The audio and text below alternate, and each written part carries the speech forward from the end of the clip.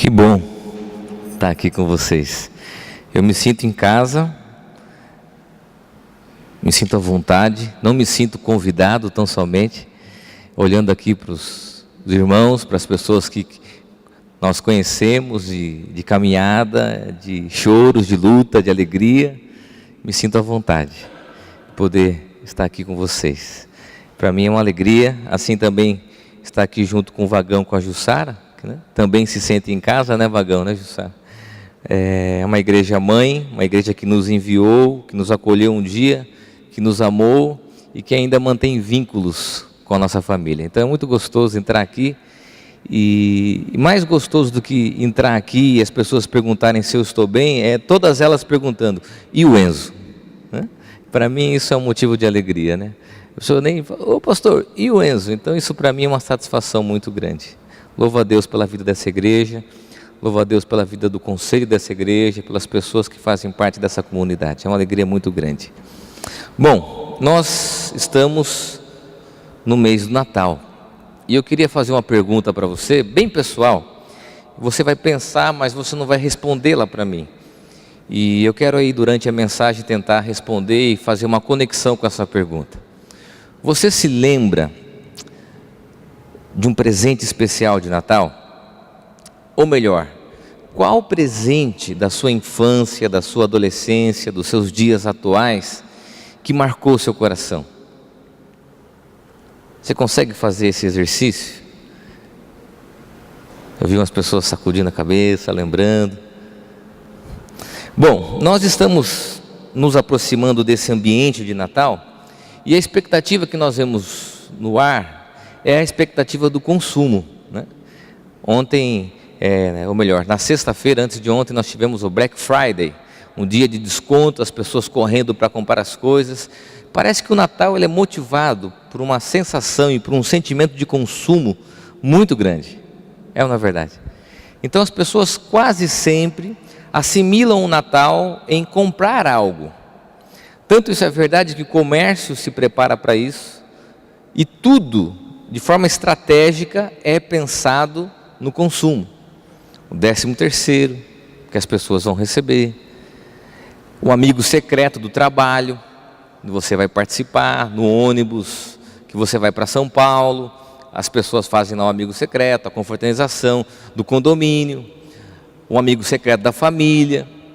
E você já vai se preocupando com o que você vai presentear, mas também se preocupa com o que você vai ganhar. Então, é permeado esses dias com a sensação do dar e do receber. É claro que isso é positivo no aspecto familiar, por exemplo. Porém, se torna nocivo quando nós colocamos o consumo à frente dos relacionamentos. Por isso eu gostaria de dar como tema dessa mensagem o seguinte título: Natal, de presentes de valor a significados. E aí gostaria de ler com você o texto de Mateus, capítulo 2, do versículo 1 ao versículo 12. Uma história que todos nós conhecemos e que nós vamos ouvir durante todo esse mês, vamos ver representado em presépios, em histórias, em programas de televisão, em documentários, em aula de escola dominical. Nós vamos relembrar o que esse texto está dizendo. Mateus capítulo 12, do versículo 1, capítulo 2, perdão, do versículo 1 ao versículo 12. Diz assim, eu vou ler na tradução Nova Linguagem de hoje. Se acompanha, há uma pouca diferença da tradução da atualizada. Jesus nasceu na cidade de Belém, na região da Judéia, quando Herodes era rei da terra de Israel. Nesse tempo, alguns homens que estudavam as estrelas vieram do Oriente e chegaram a Jerusalém. Eles perguntaram, onde está o menino que nasceu para ser o rei dos judeus? Nós vimos a estrela dele no Oriente e viemos adorá-lo. Quando o rei Herodes soube disso, ficou muito preocupado, e todo o povo de Jerusalém também ficou. Então Herodes reuniu o chefe dos sacerdotes e os mestres da lei e perguntou onde havia de nascer o Messias. Eles responderam: na cidade de Belém, na região da Judéia, pois o profeta escreveu o seguinte: você, Belém, da terra de Judá, de modo nenhum é a menor entre as principais cidades de Judá, pois de você sairá o líder que guiará o meu povo de Israel. Então Herodes chamou os visitantes do Oriente para uma reunião secreta e perguntou qual o tempo exato em que a estrela havia aparecido. E eles disseram. Depois os mandou a Belém com a seguinte ordem: vão e procurem informações bem certas sobre o menino, e quando o encontrarem, me avisem, para também ir adorá-lo. Depois de receberem a ordem do rei, os visitantes foram embora, e no caminho viram a estrela, a mesma que tinha visto no Oriente. Ela foi adiante deles e parou acima do lugar onde estava o menino. Quando viram a estrela, eles ficaram muito alegres e felizes. Entraram na casa e encontraram o menino com Maria, sua mãe. Então se ajoelharam diante dele e o adoraram. Depois abriram os seus cofres e lhe ofereceram presentes. Preste bem atenção: ouro, incenso e mirra. Ouro, incenso e mirra. E num sonho de Deus os avisou que não voltasse para falar com Herodes. Por isso voltaram para a sua terra por outro caminho. Nessa lógica do mercado, do consumo, a pergunta que nós estamos nos fazendo nesta manhã é: o que nós gostaríamos de ganhar de presente? O que nós vamos dar às pessoas do trabalho, da faculdade, da família? O que nós vamos nos presentear? Essa é a pergunta. Inclusive já tem até um aplicativo de celular, onde você sabe o que as pessoas do seu trabalho que vão participar daquele amigo secreto, elas desejam. Aonde o filho pode conectar lá e colocar: olha pai, eu quero a caverna do Batman, eu quero o tal videogame, tal jogo. E os pais vão até esse aplicativo e veem o que a pessoa está desejando ganhar. O desejo de consumo. Interessante, porque quando nós éramos criança, o presente era uma surpresa. Nós não sabíamos o que nós íamos ganhar. Hoje as pessoas escolhem o que elas querem ganhar e ainda trocam se não gostarem. Como é gostoso a gente ganhar, receber, dar presentes, né? Pode ser que o consumo aperte cada um de nós, mas nós, de fato, e no nosso coração, nós gostamos disso. Por mais que entendamos que é uma estratégia de mercado, há um sentimento positivo no meu coração e no seu coração de que é bom. E nesse desejo há sempre a pergunta do que a pessoa de fato precisa. Eu estava com a Aline nessa semana e perguntando: puxa, o que nós vamos dar de presente para os nossos filhos? O que nós vamos dar de presente para os nossos pais? Há sempre a pergunta pela necessidade dos outros, o que de fato eles precisam. Eu estava lembrando esses dias de que eu participei de um amigo secreto na minha adolescência, e eu fui todo preocupado, comprei um presente bom, juntei lá meu dinheiro, já trabalhava, e na expectativa de dar um bom presente. E estava lá na expectativa de que alguém me daria um presente melhor do que aquilo que eu tinha me proposto a dar. E você fica naquela expectativa, né? E de repente, quando aquela pessoa abriu o presente e falou assim: olha, esse presente é para uma pessoa muito especial. Eu falei assim: olha, quero ver quem é esse azarado, né? Porque era um relógio assim, tudo sofisticado, com alarme e tal, mas um negócio muito estranho. E eu já comecei dentro de mim a dar risada da pessoa que ia ganhar aquilo, né? Eu falei: quem vai ganhar um negócio desse de manhã, tocando um barulho desse? Quem que vai ganhar? E de repente a pessoa fala: o meu amigo secreto é o Caio. E aquela vergonha, aquele vermelho consome, aquele fala: mas eu gastei tanto no meu presente e ganhei isso, né? A gente fica sentido quando essa reciprocidade ela não acontece pela lógica do presente, do que mais vale, do que mais é atraente aos nossos olhos, do que propriamente o seu significado. E aqui é a reflexão dessa manhã.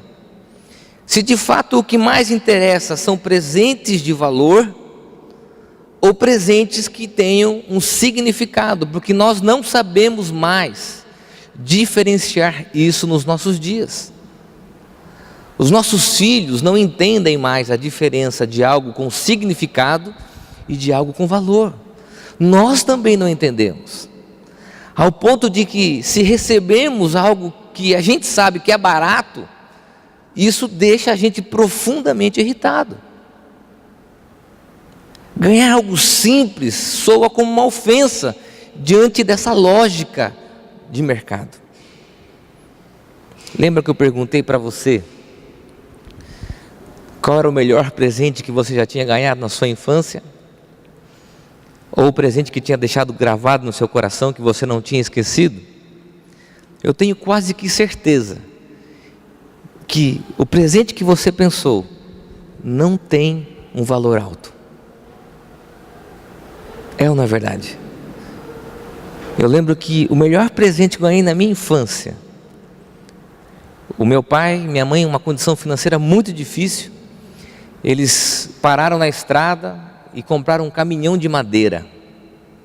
Naquela época era o auge do comando em ação, comandos em ação, aquele Falcon, aquelas coisas, carrinho de controle remoto. E de repente um pai chega em casa com um carrinho de madeira, ainda um presente para 2. Foi o melhor presente que eu ganhei na minha vida. E até hoje eu lembro todos os natais desse presente. E era algo simples. Você vê que o que nos marca como algo simples não faz diferença nos dias atuais. Você que respondeu, puxa, aquele presente que eu ganhei do meu pai, da minha mãe, tão simples, tão humilde, mas nós não praticamos mais isso. Eu não estou dizendo que é para você comprar o mesmo presente e dar para a sua família, porque eu tenho certeza que talvez você não vai ter uma boa reação das pessoas. Mas estou dizendo que nós temos que olhar para as pessoas que estão à nossa volta e identificar quais necessidades de fato ela possui. O que os nossos filhos precisam? O que a nossa esposa precisa? O que o nosso marido precisa? O que a nossa igreja precisa? O que as pessoas que nós amamos de fato precisam? Quais são as suas necessidades, além das materiais, que a cada mês trocam? O meu filho ano passado queria um presente, e nós rodamos a cidade e achamos. O presente está lá. Ele brincou um mês, está lá. As necessidades atuais, elas mudam constantemente, mas o que de fato o meu filho precisa, que eu posso dar a ele como um presente de significado e não apenas de valor? E quando nós olhamos para o texto, para a história bíblica, primeiro a gente precisa aprender que na Bíblia não se fala sobre 3 reis magos. Eu não sei se você sabe disso, mas a Bíblia não fala sobre 3 reis magos. É que há uma dedução, por serem 3 presentes, que haveriam 3 reis magos. Isso faz parte da tradição, não da tradição protestante e nem muito menos da tradição bíblica. Apenas uma lógica pela quantidade de presentes, mas biblicamente nós não temos uma referência sobre os 3 reis magos, inclusive sobre os nomes que depois a história vai sugerindo a eles. Mas esses magos, esses estudiosos do tempo, das estrelas, eles levam até Jesus 3 presentes que têm o seu significado. Se você parar para pensar, primeiramente você vai perceber que desses 3, apenas um tem valor. E eu quero começar por esse: ouro. É claro que para todos nós há um significado óbvio. O ouro tem o significado daquilo que é nobre, daquilo que é digno, daquilo que é precioso. Dentro da cultura palestina, além de ser algo luxuoso e precioso, traz também a conotação de um presente digno a ser dado a um rei. O melhor a ser oferecido a alguém que tem como a sua prerrogativa a realeza. O ouro traz o significado daquilo que é dado a alguém que é digno de receber. Não é dado a qualquer pessoa, não é distribuído aleatoriamente, mas é dado a alguém que de fato tem o merecimento de receber aquilo. E isso soa até um tanto quanto ilógico, porque Jesus está num cenário simples, humilde. E nesse cenário simples e humilde, ele recebe ouro, como se aquilo estivesse confirmando a sua realeza. E de fato era essa a intenção. Mas a aplicação desse presente é que nós também devemos aprender a dar valor devido às pessoas, a reconhecer a quem de fato elas são. Ao dar o ouro a Jesus, os estudiosos do tempo, os magos estão reconhecendo quem Jesus é de fato: o Rei, o Messias. E a aplicação a nós é lógica, nós também devemos reconhecer quem são as pessoas, qual o valor que nós estamos dando às pessoas que nós amamos. Mais do que dar presente para um filho, é preciso reconhecer qual a importância de um filho para a nossa vida. Mais do que dar o presente para sua esposa, é preciso você reconhecê-la como sua esposa. E reconhecer a importância da família, porque todos nós nesses últimos dias e nos próximos dias vamos sentar em família, vamos ligar para os parentes mais longe, vamos marcar os grandes almoços, aquele frango assado com farofa, aquele Chester. Eu sempre faço um desafio todos os anos, né? Quem viu um Chester na vida? Alguém já viu um Chester? Alguém, na minha lembrança rural do sítio, eu nunca vi um Chester, mas a gente come um Chester, né? Vamos procurar no Google lá e nós vamos achar um Chester. Nós vamos ser sensibilizados por um ambiente de família que nós não reconhecemos e que nós não damos o devido valor durante todo o ano.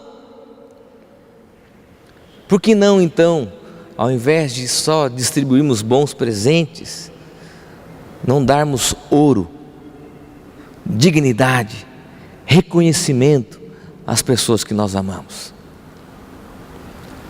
A sua esposa está precisando disso, que você reconheça que ela é digna.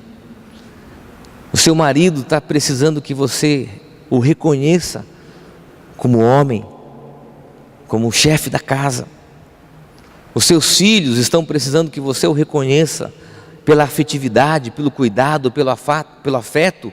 Os seus pais estão esperando que você o reconheça, você os reconheçam como autoridade. Dar ouro é reconhecer quem de fato é merecedor, é digno desse presente. Então, diante dessa lógica do mercado, diante desse mundo consumista, o que falta a nós e o que nós somos desafiados nessa manhã é presentearmos as pessoas com o devido reconhecimento, com o devido valor. Obrigado por esse ano, obrigado por estar ao meu lado, ser uma esposa companheira, obrigado por ser mãe dos meus filhos, obrigado por ser o meu marido, meu esteio, meu porto seguro. Obrigado, pai e mãe, porque vocês são referenciais para mim e eu quero dar o valor devido a vocês. Há um segundo presente, que é o incenso. E aqui alguns estudiosos eles estão divergindo quanto à origem dessa palavra, mas o conceito é um conceito que vem daquele mundo palestino. O incenso era uma resina, provavelmente que vinha de incenso usado em rituais sacerdotais. Mas alguns teólogos fazem a conexão desse incenso com o Salmo 141, versículo 2, onde diz: suba minha oração perante a ti como incenso, uma oferta. E interessante porque esse incenso era manipulado por sacerdotes, e aqui há o reconhecimento de Jesus como sacerdote, como aquele que iria intermediar a relação do homem de volta com o Pai. O incenso tem a atribuição e o reconhecimento de Jesus como aquele que iria também se sacrificar pelo ser humano e queria reconciliar nele o mundo, as coisas e a minha relação, eu e você, com Deus. E você fala assim, mas o que nós podemos aplicar então com a questão do incenso? É entender que nós também temos um papel de reconciliação diante da nossa família e diante dos nossos relacionamentos. Se o incenso era manipulado pelo sacerdote como uma oferenda, como uma oferta usada dentro da liturgia judaica, dentro do ritual cultico da época, e que reconhecia então Jesus como sacerdote, atribuindo a ele esse título, esse reconhecimento, para nós a aplicação também serve.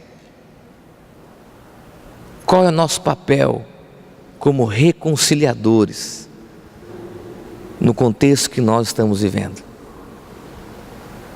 Perdão, restauração, reconciliação com as pessoas que nós amamos.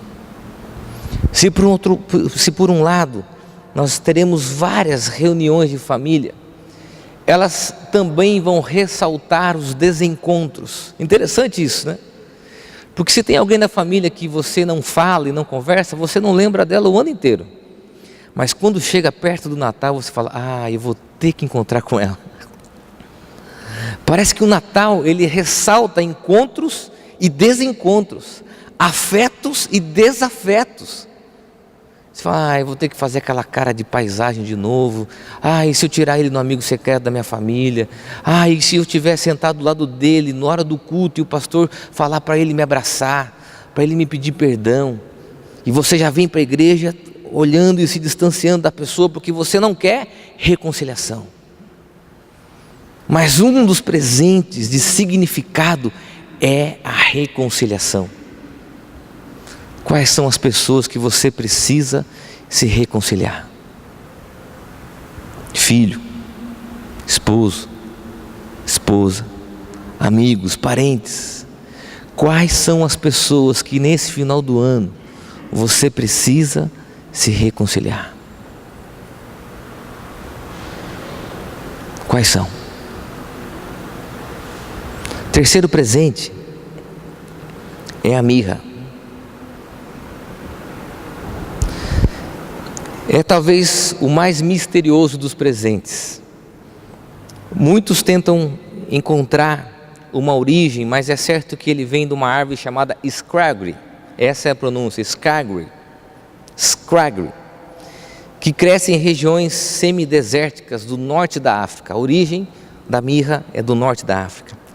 A mirra é uma palavra árabe que significa amargo, e ela tem um princípio terapêutico.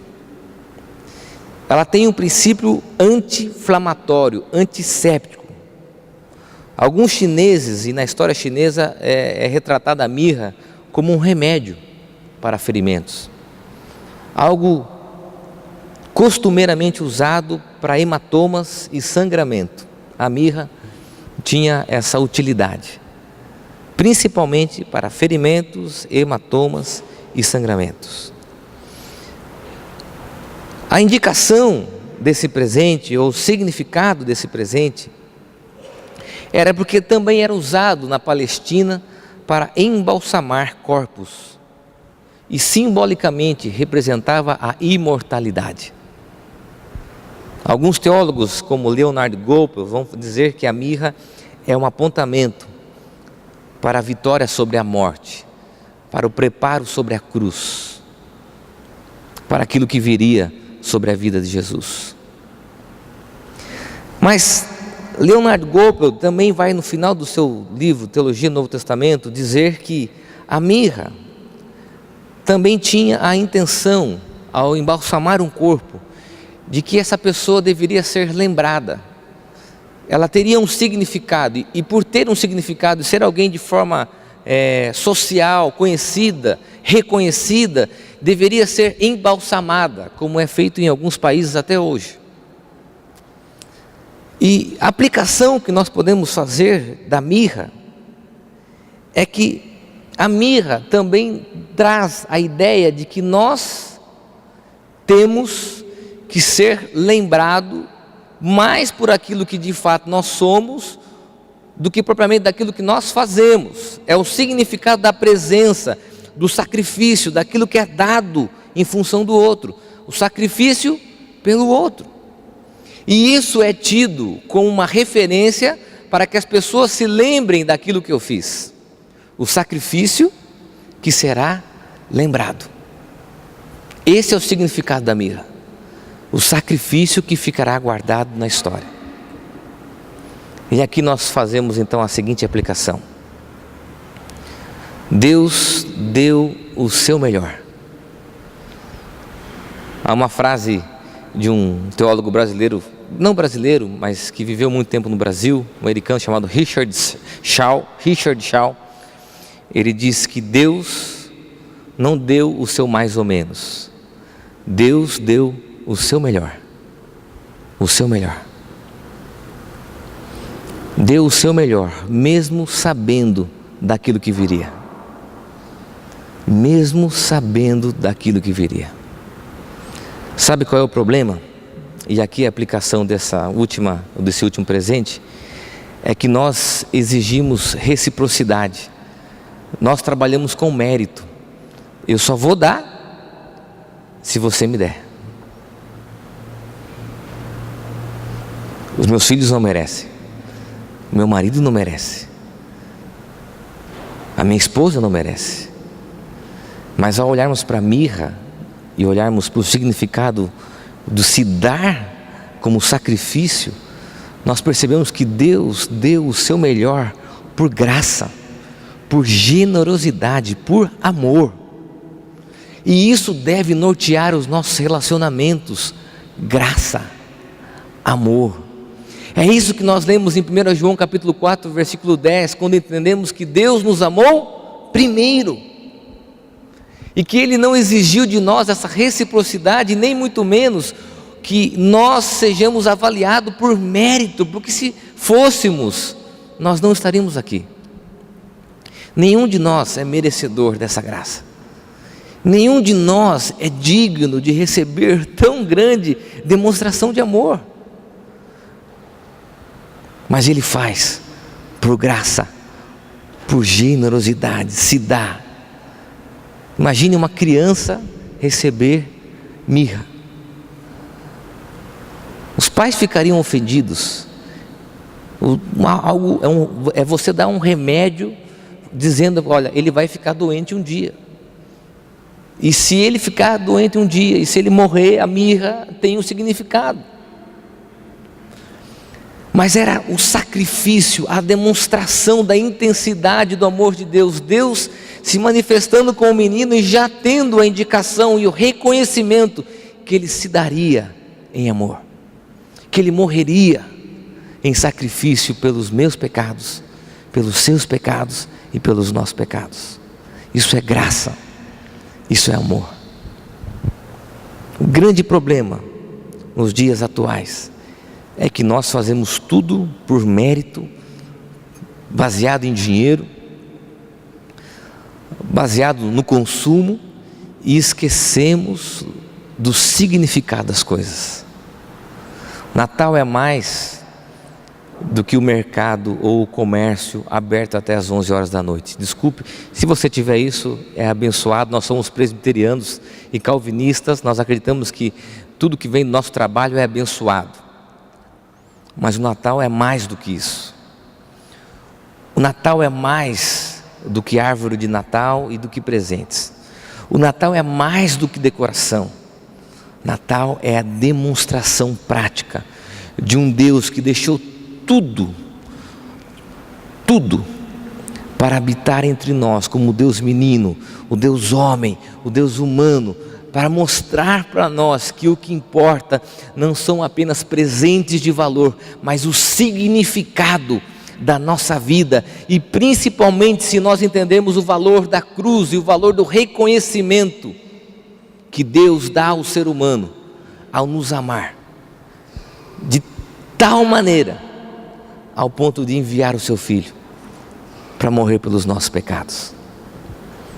O que eu quero fazer você pensar é que mais do que valores, ou melhor, mais do que presentes de valores, as pessoas que estão ao seu lado precisam de presentes de significado. De significado. Eu lembro que, e aqui eu quero terminar,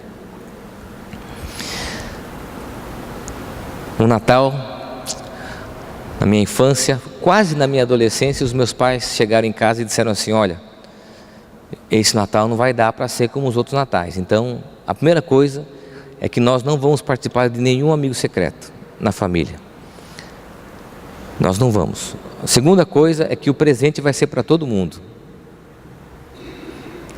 A terceira coisa é que nós não vamos ceiar com a família, nós vamos ceiar aqui, e no domingo de almoço nós vamos todos juntos. Hoje eu entendo isso.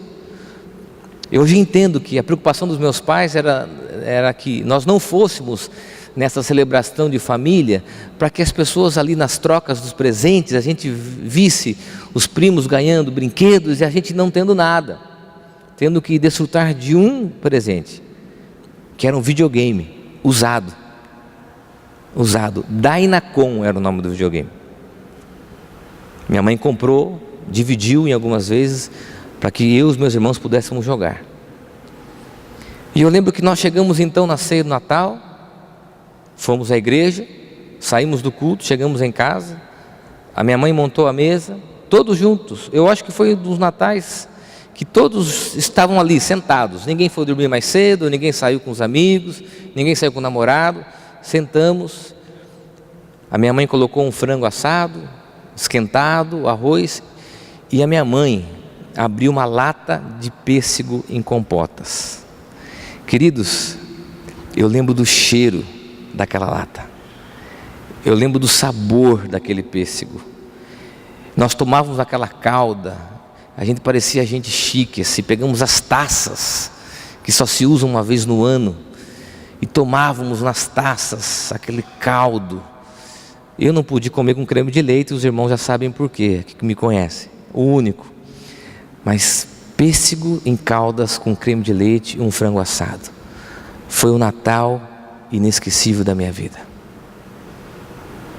Isso mostra que o significado vai além do valor.